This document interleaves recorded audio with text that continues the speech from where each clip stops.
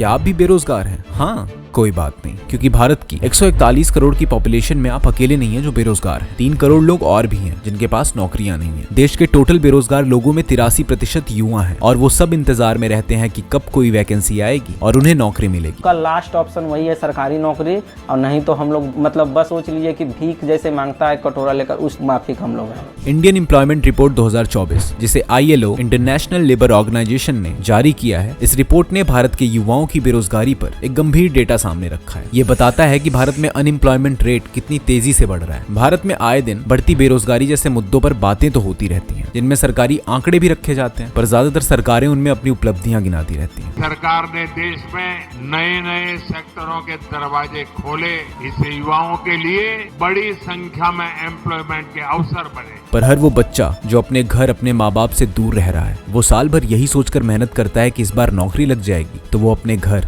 अपने माँ बाप की हालत सुधार सकेगा। फिर इंतजार खत्म होता है और वैकेंसी आती है। वो बच्चा एग्जाम देता है, पर फिर कुछ ऐसा होता है जो उसने कभी सोचा भी नहीं था। पेपर लीक हो जाता है और एग्जाम को रद्द कर दिया जाता है। यूपी में एक और पेपर लीक का मामला सामने आया है। आखिरी वक्त पर पेपर को रद्द करना पड़ा। एक तो वैकेंसी निकल के 4-5 साल बाद, और उसमें भी इतनी बड़ी धांधली। यही हो रहा है हमारे देश में। इंडियन एक्सप्रेस की एक रिपोर्ट के मुताबिक पिछले 5 सालों में 15 स्टेट्स में 41 एग्जाम पेपर्स लीक हुए हैं। फिर चाहे वो उत्तर प्रदेश, उत्तराखंड, बिहार, राजस्थान या जम्मू एंड कश्मीर हो, हर स्टेट का एक जैसा ही हाल है। क्यों भारत में बेरोजगारी इतनी ज्यादा है? इंटरनेशनल लेबर ऑर्गेनाइजेशन की रिपोर्ट में ऐसा क्या डेटा है? क्यों इन मुद्दों पर कोई पार्टी बात नहीं करना चाहती? आइए समझने की कोशिश करते हैं कि हमारे देश में इतना बड़ा लेबर फोर्स होने के बाद भी इस बेरोजगारी की वजह क्या है और क्यों गवर्नमेंट्स युवाओं को उनकी काबिलियत के हिसाब से रोजगार देने में लगातार असफल हो रही हैं। एम्प्लॉयमेंट बहुत तेजी से बढ़ता है। The nationwide joblessness rate has now risen to 8.11% in April. हमने इंजीनियरिंग की पढ़ाई की, आज हम ओला चलाते हैं, उबर चलाते हैं या फिर मजदूरी करते हैं।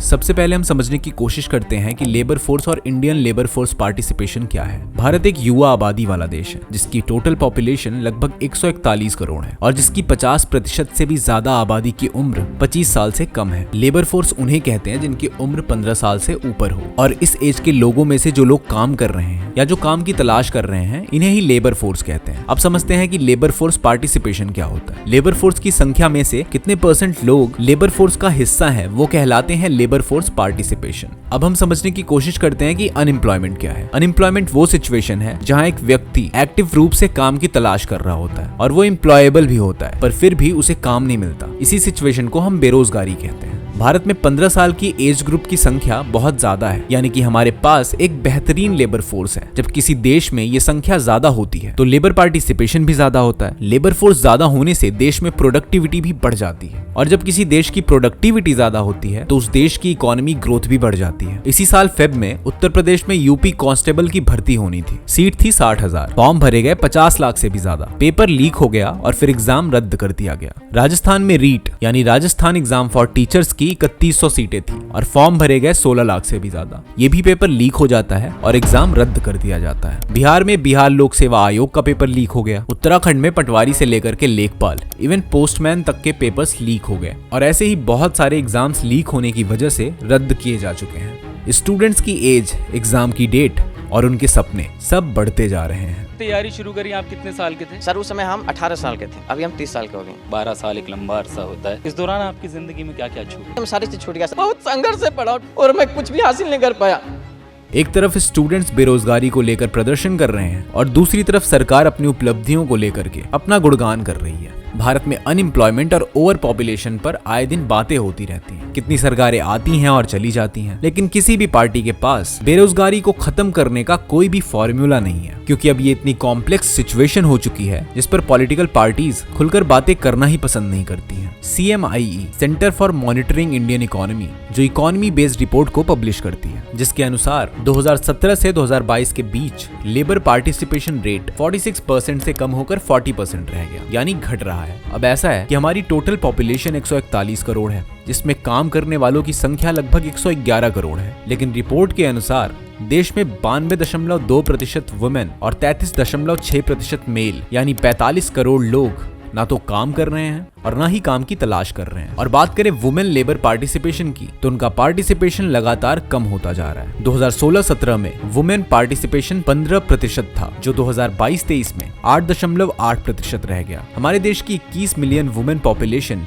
यानी देखा जाए तो इंटरनेशनली इंडियन वुमेन 49% भारत की पॉपुलेशन को रिप्रेजेंट करती हैं, लेकिन वो सिर्फ 18% इकोनॉमी आउटपुट में हेल्प कर रही हैं। यानी एक परिवार में एक मेल कमा के ला रहा है और पूरे परिवार का खर्च उठा रहा है। अगर ऐसा हो कि एक घर में एक महिला और एक पुरुष दोनों कमाने वाले हों, तो पैसे भी ज्यादा आएंगे और हमारी इकोनॉमी ग्रोथ भी ज्यादा होगी। CMIE की रिपोर्ट के अनुसार अक्टूबर से दिसंबर 2023 के बीच 20 से 24 की एज ग्रुप में 44.3% यंगस्टर्स अनएम्प्लॉयड हैं और 25 से 29 एज ग्रुप के बीच की बेरोजगारी रेट 14% से भी ज्यादा है। ILO की एक रिपोर्ट जिसका नाम है एम्प्लॉयमेंट रिपोर्ट 2024, ये एक यूनाइटेड नेशंस की संस्था है। इसने हमारे देश के युवा के बारे में एक बहुत ही गंभीर बात रखी है। इसके मुताबिक देश के टोटल बेरोजगार लोगों में 83% युवा हैं। अब वैसे तो बहुत से फैक्टर्स अनएम्प्लॉयमेंट के लिए जिम्मेदार हैं, पर कुछ major root causes over population, poverty, low और no education, high fees of technical courses, inadequate state support और फैकल्टी क्रंच हैं। लेबर पार्टिसिपेशन में जो भी लोग पार्टिसिपेट कर रहे हैं, उनमें से 20% लोग चौथी भी पास नहीं है, 38% लोग 12वीं पास हैं और 12% लोग ग्रेजुएट हैं। अनएम्प्लॉयमेंट एक बड़ी प्रॉब्लम है और उससे भी बड़ी प्रॉब्लम है अनएम्प्लॉयबिलिटी। अगर कोई कंपनी इन्हें हायर भी करना चाहे,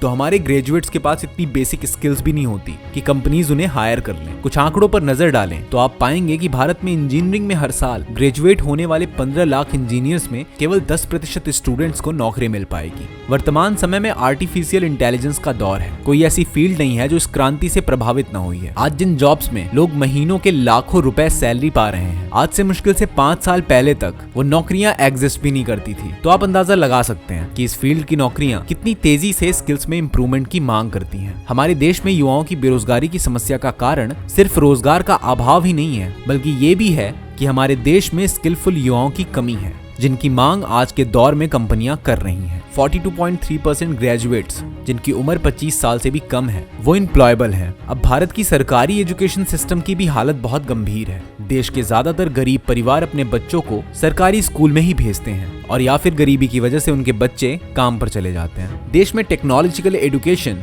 बहुत कॉस्टली है, जैसे बीटेक, MBBS, MBA, CA जैसे कोर्सेज की गवर्नमेंट या प्राइवेट कॉलेजेस की फीस बहुत ज्यादा है। कोविड-19 पैंडेमिक के बाद से देश में एम्प्लॉयमेंट रेट में काफी ज्यादा कमी आई है। CMIE की रिपोर्ट माने तो कोविड के दौरान 12.2 करोड़ इंडियंस ने अपनी जॉब खो दी। जून 2021 में 10 मिलियन लोगों ने अपनी जॉब गंवाई। उसके बाद तो ये संख्या बढ़ती ही चली गई। अगस्त 2023 में टेक कंपनीज ने 2.26 लाख एम्प्लॉयज को जॉब से फायर कर दिया। अक्टूबर 2023 में top 4 companies Infosys, Wipro, HCL और टेक महिंद्रा जैसी कंपनीज के हायरिंग नंबर्स निगेटिव में गए थे। ऐसा क्यों हो रहा है? इंडियन इकोनॉमी की GDP ग्रोथ रेट तो निगेटिव नहीं है और ना ही ये कंपनीज लॉस में जा रही हैं। ये कंपनीज एम्प्लॉयज हायर नहीं कर रही हैं और जो एम्प्लॉयज काम कर रहे हैं उनसे ओवर टाइम काम ले रही हैं। आधे से ज्यादा एम्प्लॉयज बर्नआउट होने की कगार पे हैं। कि एक सर्वे की रिपोर्ट के अनुसार वर्क प्लेस बर्नआउट सर्वे में इंडिया टॉप पर है। तो आइए पिछले 20 सालों में रूलिंग पार्टीज BJP और कांग्रेस के कुछ डेटा देख लेते हैं। दोनों ही सरकारों में एम्प्लॉयमेंट ग्रोथ रेट 1% हुई है और पॉपुलेशन ग्रोथ रेट 1.44%, यानी पॉपुलेशन ग्रोथ के हिसाब से उतनी जॉब्स ही नहीं जनरेट हुई हैं जिससे ये नंबर्स कवर हो जाएं। PLFS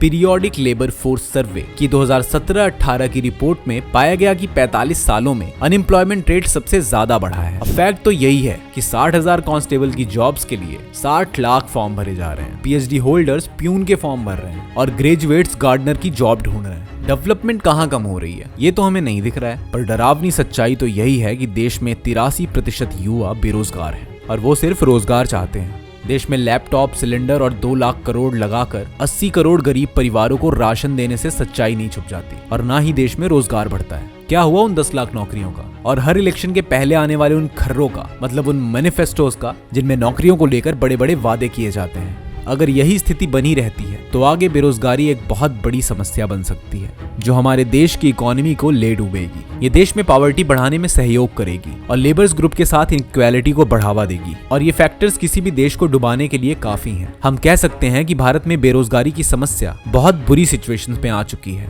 सरकार को चाहिए कि स्टूडेंट्स के लिए ज्यादा से ज्यादा जॉब वैकेंसीज निकाले। सेंट्रल गवर्नमेंट में 9.64 लाख से भी ज्यादा वैकेंसीज खाली हैं। इसी तरह स्टेट गवर्नमेंट में भी 60 लाख वैकेंसीज रिपोर्ट की गई हैं और हर फील्ड में वैकेंसीज खाली पड़ी हैं। गवर्नमेंट एग्जाम्स को और स्ट्रिक्ट और फेयर तरीके से कंडक्ट कराया जाए और इन वैकेंसीज को फिल किया जाए। एजुकेशन सिस्टम और एजुकेशन इंफ्रास्ट्रक्चर इंप्रूव किया जाए और नए एजुकेशन कॉलेजेस बनाए जाए। बेंगलोर, हैदराबाद और कुछ हाईटेक सिटीज में अच्छी इकोनॉमी एग्जिस्ट करती है। हमें और सिटीज जैसे ग्वालियर, हरियाणा, प्रयागराज जैसी जगहों में गवर्नमेंट कोऑपरेटिव्स और स्मॉल एंड माइक्रो एंटरप्राइजेस को प्रमोट करने की जरूरत है और हर कैपेबल स्टूडेंट को जॉब की जरूरत है जो इन पॉइंटर्स पे काम करके उन्हें दिलाई जा सकती है। आज की वीडियो में बस इतना ही। मिलेंगे आपको एक ऐसी ही और वीडियो के साथ।